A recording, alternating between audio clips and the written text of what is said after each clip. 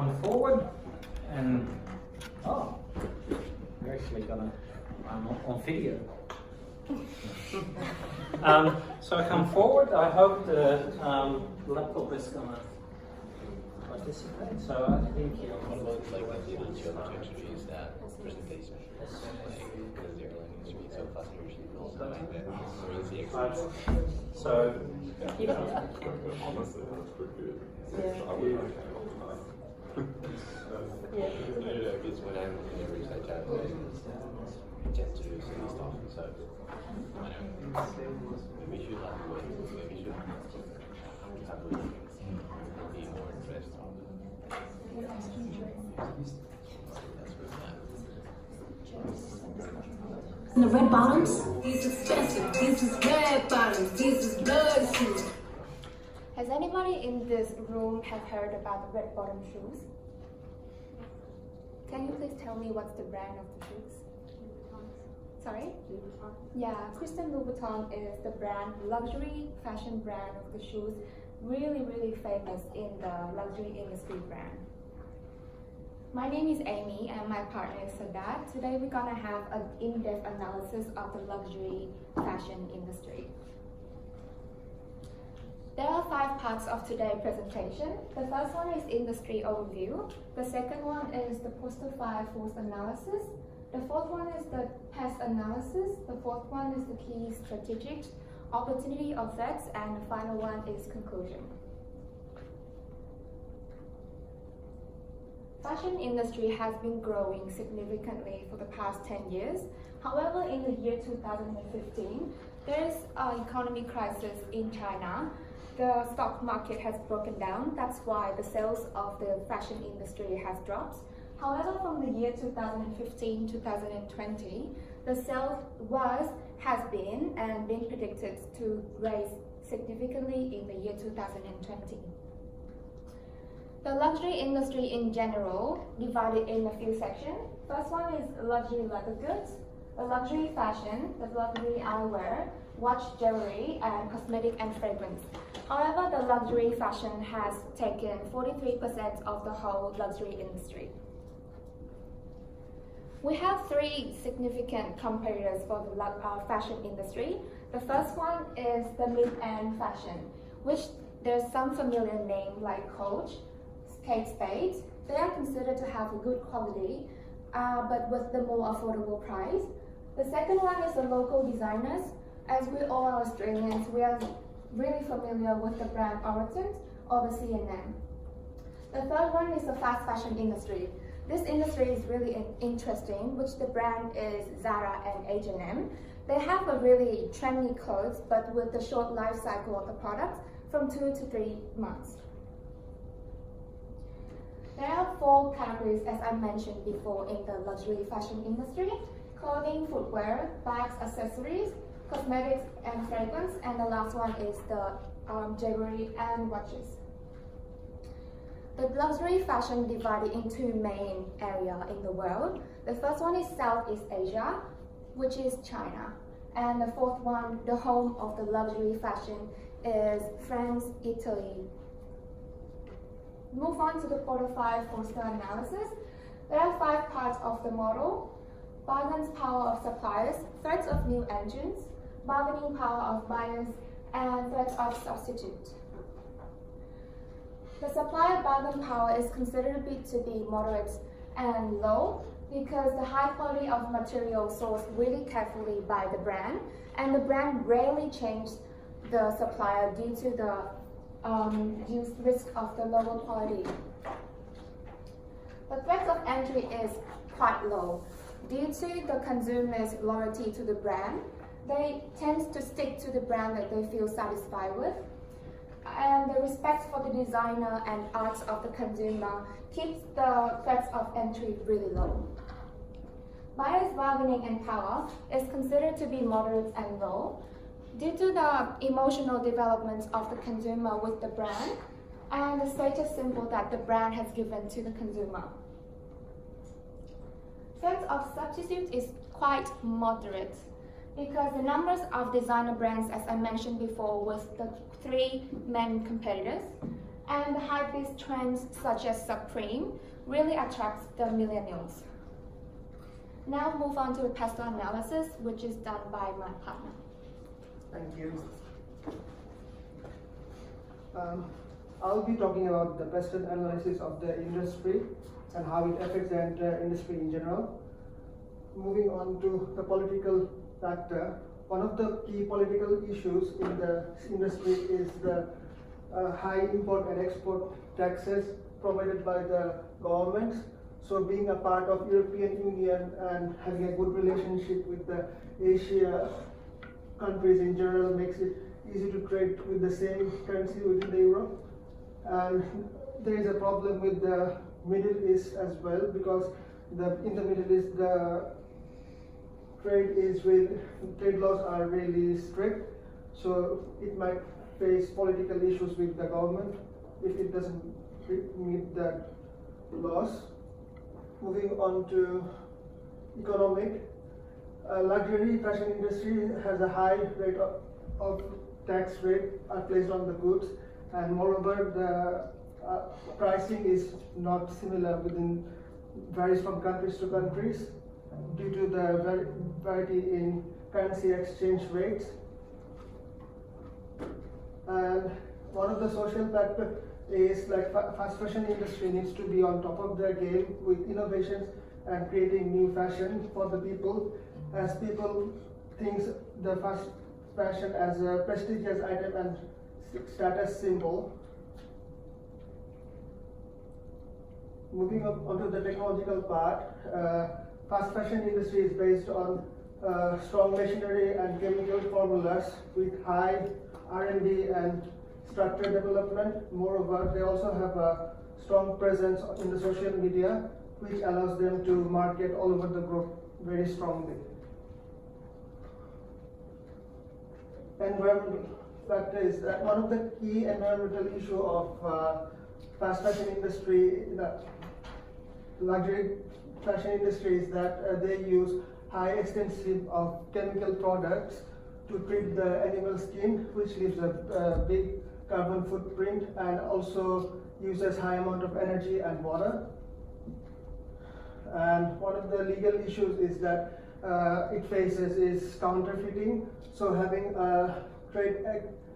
establishing a counterfeiting trade agreement with the government helps to minimize that, and the industry also has to make sure that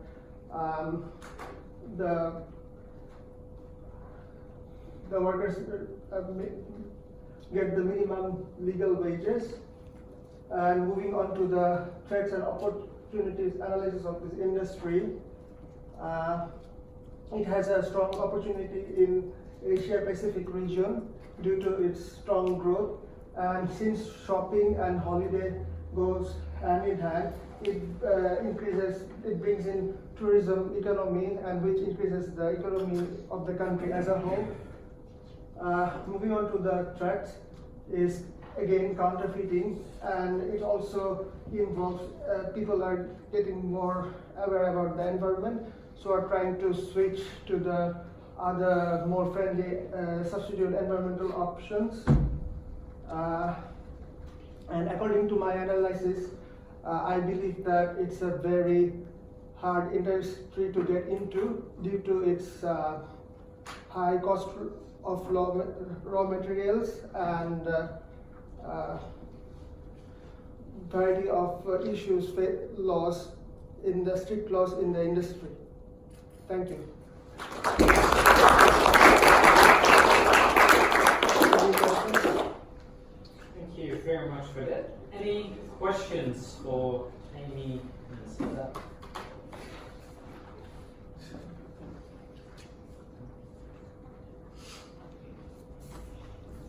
Yes, thank you. You stated that the bargaining power of the suppliers was quite low. Would you know? Moderate to low. Okay. Because I was just thinking, if there's only a few suppliers that can provide such high quality materials, would that not give them quite a powerful position? Because the raw material needs to be processed, because in the surface of the material there needs to be a certain rate of the insect bite. So there's only really less suppliers in the world that have that high quality of material. So moderate to low. So would you say it's an attractive industry to start a new business? It's unattractive. It's unattractive. It's Industry. unattractive. Any more questions? Well, to follow up on that question, what I sort of find intriguing, and I might quickly see,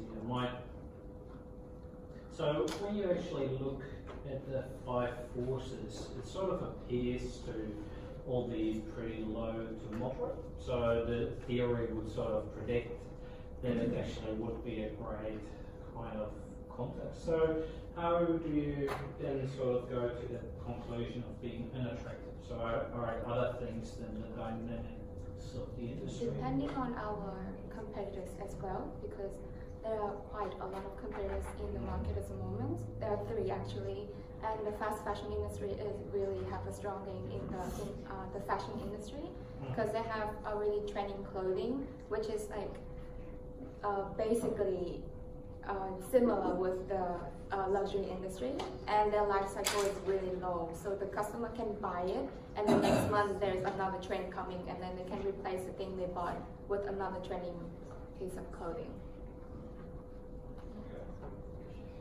Any more questions?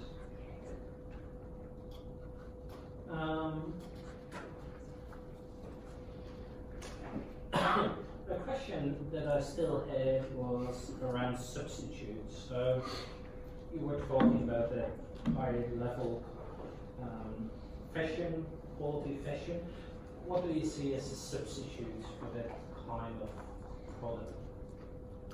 The high quality fashion has, the luxury fashion has really high quality been selected for certain categories of products. However, there is mid-end quality, mid-end fashion as well. So they have the considered to have a similar quality with the luxury fashion, but more affordable price. So consumer have their choices to substitute from luxury fashion to the mid-end one. It's just the brand name of the luxury good that that allows them to go for the luxury high-end brands. It's not that of the quality that much. In terms of quality, there is not a big of a difference. It's the brand name that people look for, and the luxury high fashion industry, they use handcrafts rather than machinery and stuff like that. So they look for that particular thing. So they go for the. Yeah, I guess what I had in the back of my mind is you only buy those brands probably for their, well, part of it is probably because of their reputation. Yeah. So I was sort of thinking maybe when you think about substitutes, you could also think about other kind of products that would have that same, that will give you that same kind of image. So maybe those could be considered substitutes as well. So I don't know. It was just a thought. Any final questions? Okay, so going to my feedback, and I don't know whether you want to write it down or. It's okay. Oh, you're taping it. Okay, cool. So just going to my feedback. So thank you for this presentation. I really like your sort of creative intro, and I also like that in your presentation there were all kinds of figures and numbers and sort of data supporting what you were talking about. So I liked how you defined an industry and used some data to illustrate things. I also like the sort of links throughout. So I always find it very important that your analysis sort of lead to threats and opportunities and that link is there. So it was sort of nice to see your opportunity threat analysis, that things that you had actually identified before sort of came back. So that was great, and I think a good example of how I would sort of like to see it. Then going to the things for further reflection or think a little bit about. So one of the things I was slightly worried about, and maybe in your report, and you might have already have started working on it. But it is really important to try and focus on the Australian kind of context. So now there are still some international kind of things, and they can affect what is happening in Australia. The idea is to really sort of try and narrow that down a little bit to the Australian kind of context. The second thing I was thinking about is, and I guess you already start thinking about it, but in your pestle analysis, I think you well identified the sort of factors that are quite important in this industry, but I would try to make it very explicit whether you see them as positive or negative, at least in your report. So it's sort of trying to interpret this factor as important, what is actually happening in that space, and is it positive or negative. So it's trying to think about the trend. So are people in Australia, for instance, becoming more brand conscious? And that probably would be an opportunity. So it's trying to get that logic, I guess, in your analysis. And it might already be been there, and I don't see it in the presentation. But for the report, it is probably an important thing. So I think those are the two main things I was sort of thinking about. So thanks again for your presentation.